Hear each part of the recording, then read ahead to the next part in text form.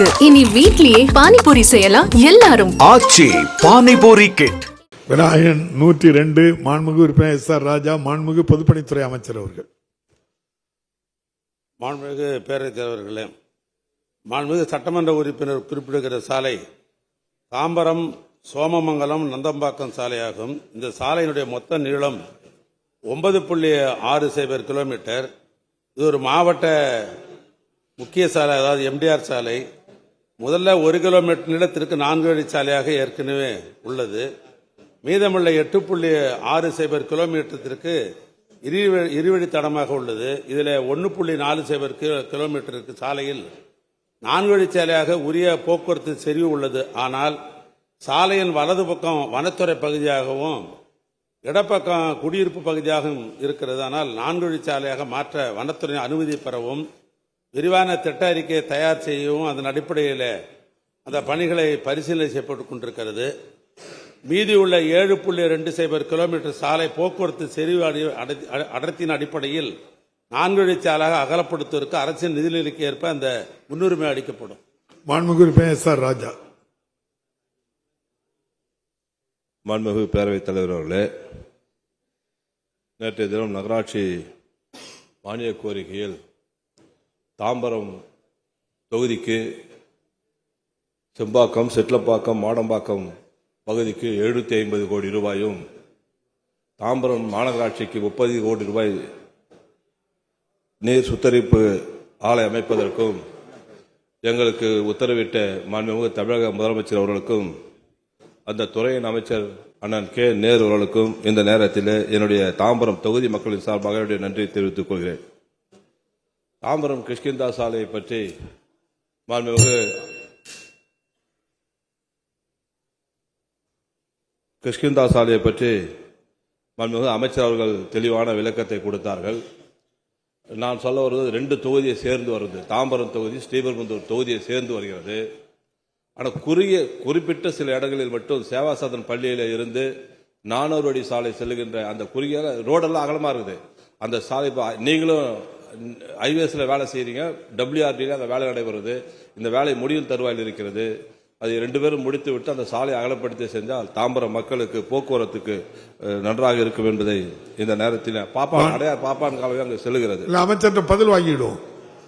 மாண்புமிகு அமைச்சர் அவர்கள். மாண்புமிகு பேரவைத் தலைவர்களே, நான் குறிப்பிட்டது போல பக்கத்தில் வனப்பகுதி இருக்கிறதுனால கொஞ்சம் பர்மிஷன் வாங்க வேண்டியிருக்கு. அதுக்கு வேண்டிய ஏற்பாடெல்லாம் செய்து கொண்டிருக்கிறோம். பொதுவாக தமிழ்நாட்டிலே பார்க்கிறோம் என்று சொன்னால் எங்கெல்லாம் போக்குவரத்து செறிவு இருக்கிறதோ அதையெல்லாம் கணக்கில் எடுத்துக்கொண்டு 4 வழி சாலையாகத்தான் ஆகி கொண்டிருக்கிறோம். அதுவும் குறிப்பாக தாம்பரம் என்பது ஒரு மாநகராட்சி. அதற்கு இந்த அரசின் சார்பாக முன்னுரிமை அளிக்கப்படும். மாண்புமிகு உறுப்பினர் எஸ்.ஆர். ராஜா. பேரவைத் தலைவர்களே, கடந்த வாரம் கேள்வி பதில் மப்பேடிலிருந்து வெங்கப்பாக்கம் வரை 2 வழி சாலையாக 4 வழி சாலையாக மாற்ற வேண்டும் என்று 2 கோரிக்கை வைத்திருந்தேன். அதுக்கு அமைச்சர் அவர்கள் முக்கியத்துவம் தருதி இந்த பட்ஜெட்டில் அதை ஒதுக்கி தருவதாக சொன்னார். அதற்காக இந்த நேரத்தில் இந்த பட்ஜெட்டில் ஒதுக்கி தர வேண்டும் என்று நான் கேட்டுக்கொள்கிறேன்.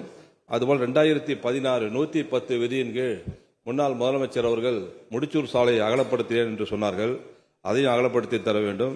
செட்லப்பாக்கத்தில் இருந்து நம்முடைய பகுதியிலே ரவுண்டானா வேலை நடைபெறுகிறது. அதை துரிதமாக முடிக்க வேண்டும்.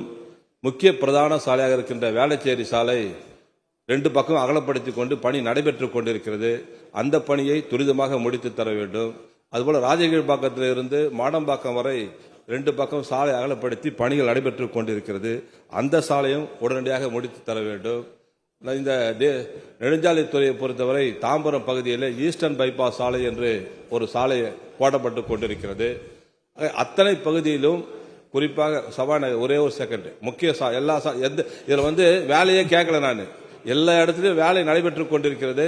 அந்த பணியெல்லாம் துரிதமாக முடித்தால் இன்னும் அரசுக்கு ஒரு நல்ல பெயர் வரும், போக்குவரத்துக்கு ஒரு நல்ல பெயர் வரும் என்பதை மாண்புமிகு பேரவைத் தலைவர்களே, தாம்பரம் வேளச்சேரி பகுதி இணைக்கும் சாலை, அதுபோல மாடம்பாக்கம் அகலப்படுத்தும் அந்த பணி, அகரம் தென் வெம்பாக்கம் சாலை, இந்த சாலைகள் குறித்து தான் நம்முடைய சட்டமன்ற உறுப்பினர்கள் கேள்வி கேட்டார்கள். அதனால் அந்த பணிகள்லாம் நடைபெற்றுக் கொண்டு அவருக்கே தெரியும். கொஞ்சம் விரைந்து அதை நடத்துவதற்கு வேண்டிய ஏற்பாடுகள் செய்கிறோம். இந்த ஈஸ்டர்ன் பைபாஸ் என்பது ஏற்கனவே வேலைகள் நடைபெற்று இடையில அந்த வேலைகள் நின்றுடுச்சு. மறுபடியும் இப்போ நாங்கள் ரீடெண்டர்லாம் கூப்பிட்டு மறுபடியும் அந்த உறுதிப்படுத்தியிருக்கிறோம். அதையும் இந்த ஆண்டே அதில் அந்த பணிகளை நிறைவு செய்வதற்கு இந்த அரசு முயற்சி செய்யும். மாண்புமிகு உறுப்பினர் டி.எம். தமிழ்ச்செல்வம். மாண்புமிகு பேரவைத் தலைவர் அவர்களே வணக்கம். திருப்பத்தூர் டு தருமபுரி சாலை இதுவரை தமிழ்ச்செல்வம் கேட்கல, இப்பதான் கேட்காரு. திருப்பத்தூர் பக்கம் 15 கிலோமீட்டர் தூரம் 4 வழி சாலை உள்ளது.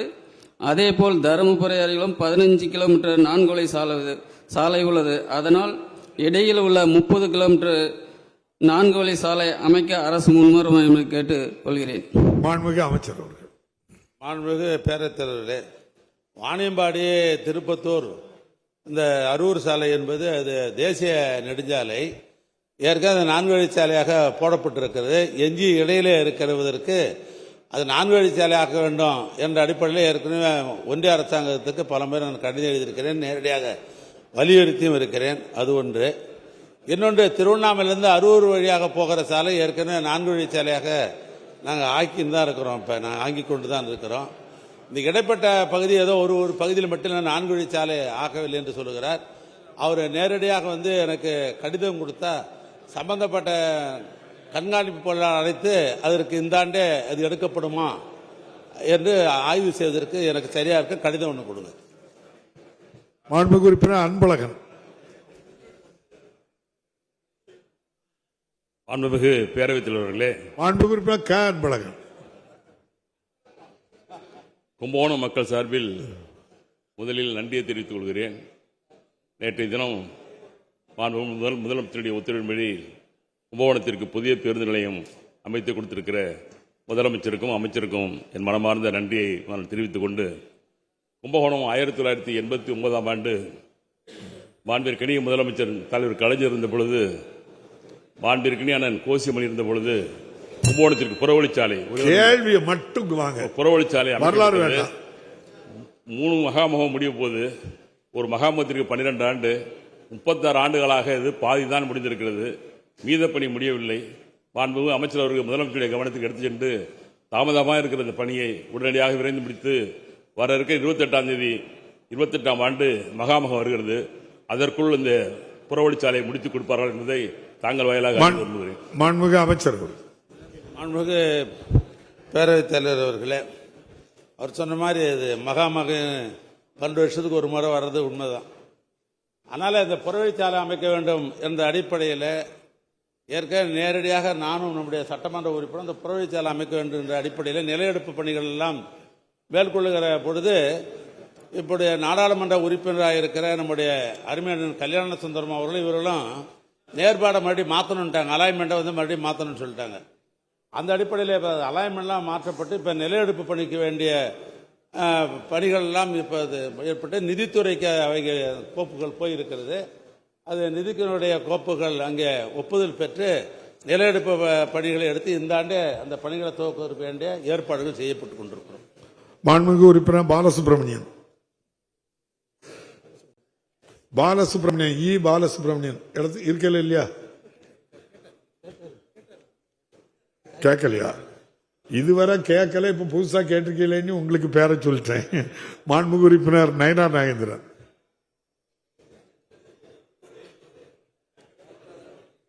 மாண்புமிகு பேரவைத் தலைவர் அவர்களே, சேலம் மாங்கனி நகரம் என்ப அழைப்பது போல திருநெல்வேலி அல்வா நகரம். திருநெல்வேலி நெருக்கடியை தவிர்க்கின்ற பொருட்டு புறவழிச்சாலை அமைக்க வேண்டும் என்று கோரிக்கை விடுத்திருந்தேன். முதலமைச்சர் அவர்கள் தலையிட்டு புறவழிச்சாலை அமைப்பதற்கான ஏற்பாடுகளை செய்து கொடுத்தார்கள்.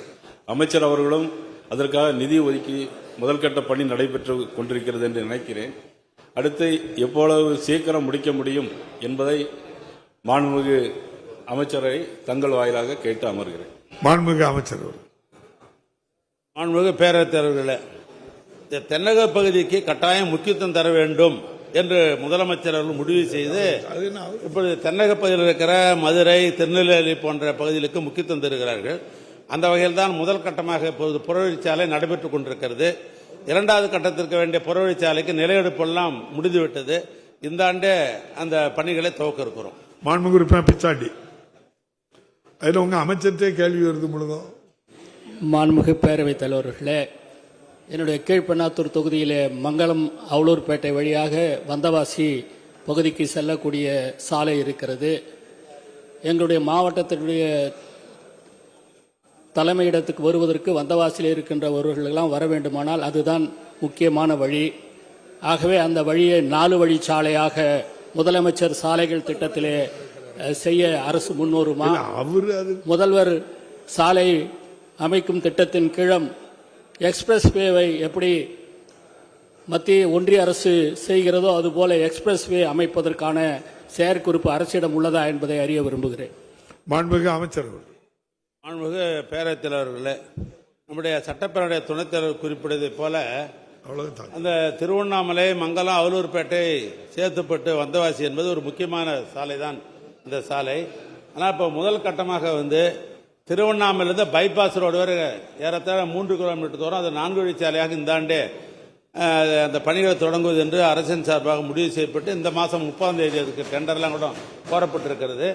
அதனுடைய தொடர்ச்சியாக இந்த ஆண்டு நிதிநிலைக்கு ஏற்ப தொடர்ந்து அது சேத்துப்பட்டு வரைக்கும் அந்த 4 வழி சாலை அதை செப்பனிட முடியுமா என்பதை ஆய்ந்து அதற்கு முன்னுரிமை அளிக்கப்படும்.